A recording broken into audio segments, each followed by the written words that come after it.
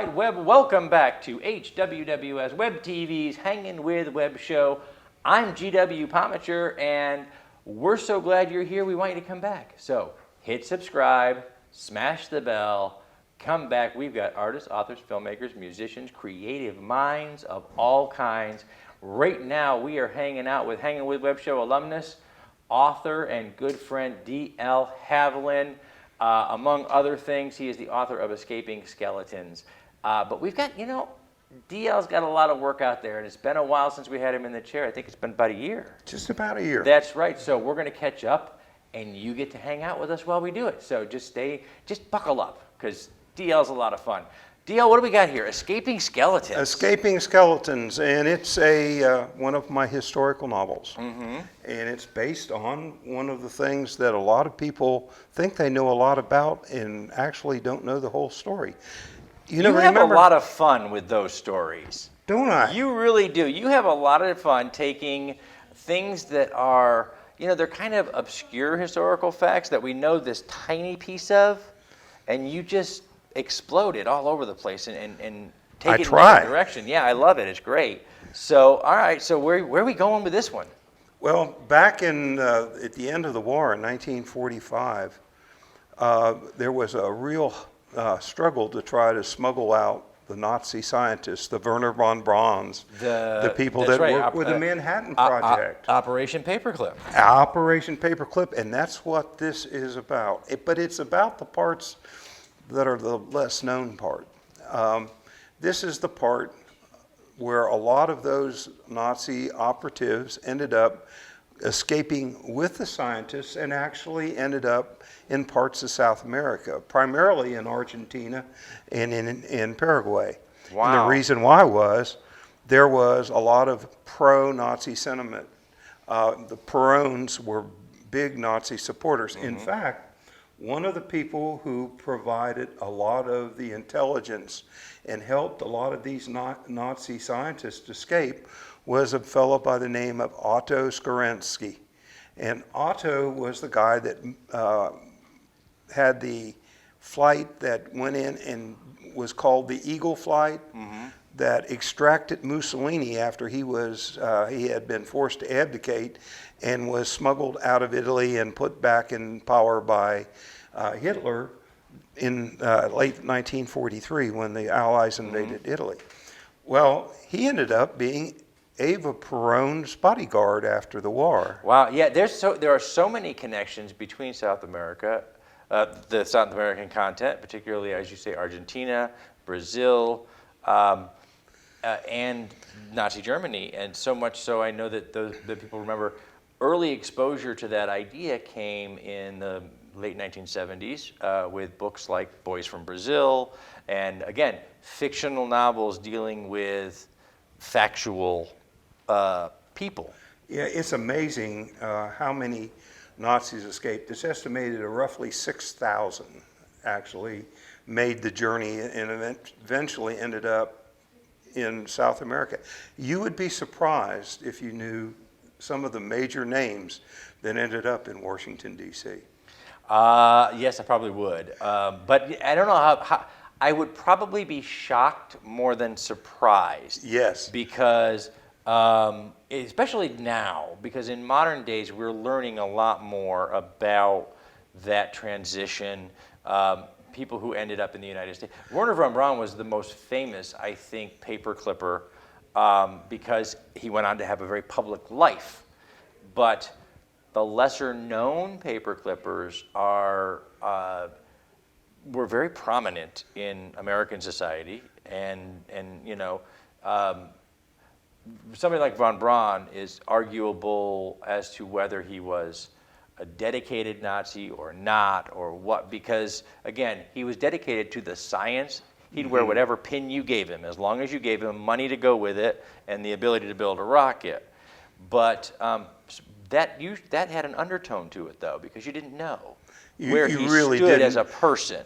That, GW, you're so astute, because a lot of people miss all the uncovering information that's coming out, and we really need to be able to really absorb that, because a lot of it affects what's happening to us today in our lives. Well, we build these people into these grand hero figures. Von Braun is a hero of so many, especially here. We're on the Space Coast right now. Absolutely. Von Braun is a hero of so many people, and when you heap that kind of responsibility on someone that's no longer with us without knowing who the person was, you're setting yourself up for a kind of failure, aren't you? Because when you find out, I mean, we know that von Braun was a Nazi. It's arguable, was he dedicated? Was he just wearing the pin to get his money? We don't know. And when we don't know, that means there's a lot of room in here. That's right. To build. And I think one of the things that you have to remember is that you had a lot of people that came over that played prominent parts and sort of just absolutely disappeared. One of those people was a gentleman who worked with the Heavy Water Project. That was one of the attempts from the Nazis to build the atomic bomb. Mm-hmm. It was very interesting in the fact that in late '45, the estimates to complete the Manhattan Project were as late as March 1946. After the war, after the collapse of the Nazis in May and their rapid removal to the States, all of a sudden we were blowing up the bomb in August. Mm-hmm. So you can see that there was just a couple of key pieces of information that were added. I don't think it was the major things that some people say, but that was something that greatly enhanced it. And you have to understand, small puzzle piece in there. Right. And the question is, DL, and I know you've done the research on this stuff, a lot of it. The question is, for that tiny puzzle piece, that little puzzle piece we needed to get to our next step, what did we trade? How big an impact did those people have, not just on that puzzle piece, that helped us. Yes. But how big an impact did they have on our society? And that is the subject of Escaping Skeletons. It really tells, it tries to answer the question, is the deal with the devil worth it? Mm-hmm. And that's basically what we had there. Yeah. And it's based on an actual occurrence. There was archaeological digs in Misiones province in northeastern Argentina. And they were actually compounds that the Nazis built to move into. There were all kinds of things. There was actually a nuclear, in one part of the country, a nuclear research laboratory established. So, wow, like you say, it was a deal with the devil. And this tells the story. The reason why it's so interesting, GW, is that a lot of us forget basic history and we just accept things we're told. In late April and May, all of the area around Berlin was in the hands of the Soviet Unions.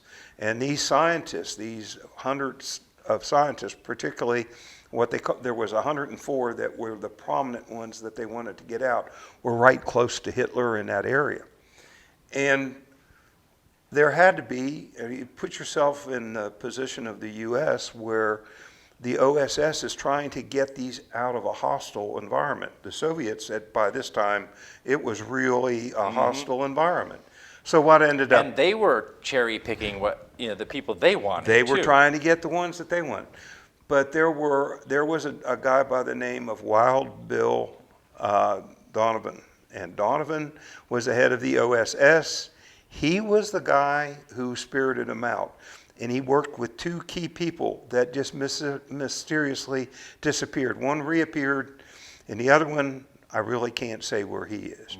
But the one that disappeared was Otto Scarenzi. He was in the SS. And the other guy was Heinrich Müller. Heinrich Müller was the head of the Gestapo for all of Germany and all the Nazi movement. And he was never tried. He disappeared. And there was a deal made there. And interestingly enough, guys, and you guys want to check out Escaping Skeletons and get some of the real detailed history that I know DL always brings. But it's interestingly enough, and we tend to forget it again. We forget our history sometimes. We get stuck in what is accepted, even if it's not known. And we sometimes forget it was more than 40 years between the announcement of Hitler's death and the Soviets releasing materials to try to prove that. 40 years, and the materials didn't prove it. Right, they were actually from a female skull. That's right. So it took 40 years for the Soviets to release bad information, and yet still it is accepted by most of us that Hitler died in that bunker. But there is more than enough evidence to show. I did recently see a documentary showing at least 3 different escape routes. At least 3 different escape routes, and at least 3 different destinations, all, by the way, in South America. And there's, by the way, there's a picture that I came across that, according to the people that presented it, it has never been retouched or photoshopped. But Eben Braun and himself in a hotel called the Cordoba there. Saw that photograph. And the bottle of wine is 1947. Yep. You know, I don't know. No There's, one really knows. Also, another interesting piece of photograph that was tampered with, but it was tampered with on purpose because it was actually released by the United States FBI. It was released to investigators doing North American investigations of an aged up Hitler to be on the lookout for. So as that was, I think, in the 1950s, early 1950s. Yeah. So the FBI actually was secretly looking for him as late as the 1950s, for certain, and then probably beyond. But that's amazing. And you dug in and saw so many of these stories that were interconnected, and you know the impacts that these people may have had even on world events today. And I say that because I'm going to ask you the next question a little bit tongue-in-cheek, but even though it's tongue-in-cheek, you've done the math. So you can ride the fence a little better than anybody else, DL. Was there an attempt, is there an attempt for a Fourth Reich? There was, definitely. That was, in fact, these compounds were all set up to try to develop that, and there just wasn't enough support financially, and there wasn't enough numerically to be able to support that kind of a movement. Mm-hmm. I mean, is there probably some kind of movement today? Yeah, but there's always a small movement over on the side. But the serious movement is what you're talking about. Yeah, because I know that you know Hitler's plan and Hitler's immediate group, okay, Hitler and Himmler and are prominent names. The Third Reich was to last 1,000 years. But they were all methodical people, very methodical. Yeah. And so there would have been something in place that if the Third Reich falls, the birth of the Fourth Reich would be immediate. Yes. Because in order for the same people to be in charge, we can't wait a day. Because if we wait a day, someone else is going to come along and cop the idea.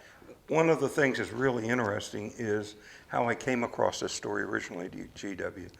I had done several Second World War books, and one of the people that I met down in Naples, Florida, was a gentleman, and this is 10, 15 years ago, but he still had a tattoo on his arm. He had been in the death camps and was a survivor. But he had told me that a lot of the people that he had seen in the camp, he had seen in Washington, D.C. Wow. After the war, several years after the war, because he had some association with the government. But these were people that got out through Paperclip. And just as a matter of reference for everybody out there on YouTube, so you guys can look up some of this stuff that DL's talking about, because it's all out there for you. It is. It wasn't until the late 1960s, early 1970s that the concept of a Nazi hunter became accepted. That means that from 1946, roughly, 1945, 1946, through the end of the 1960s, there were 20 years when nobody at all outside of governments was actually looking for these guys.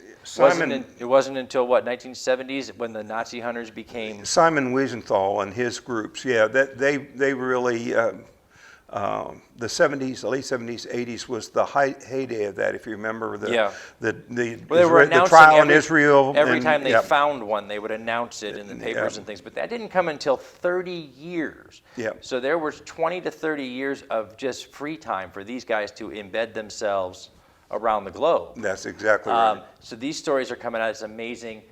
You know what that card means, DL. She does it to us all the time. Absolutely. So we're going to listen to her, but thank you so much. Guys, we want to thank our friends at Famous Faces and Funnies, Josh Bauer at J. Bauer Art for all the art on our set, Hearts Helping Others of Central Florida, Space Coast Comics, Brevard Film and Talent, Mommy and G Creations for all of our merchandising, and thank you for subscribing, for following, for being notified, for never missing out on who we're hanging with next. One of the things I'd like to Yes. say, I really want to thank you, GW, for having me and for putting on such a fine, fine media event. Thank you. Thank you so much. We really do appreciate you, DL. We appreciate all of our authors, and it's so good to see you all again. All right. Thank you, DL. Have a good one, my man. You guys stay safe, subscribe, log on, tune in, see who we're hanging with next. All right.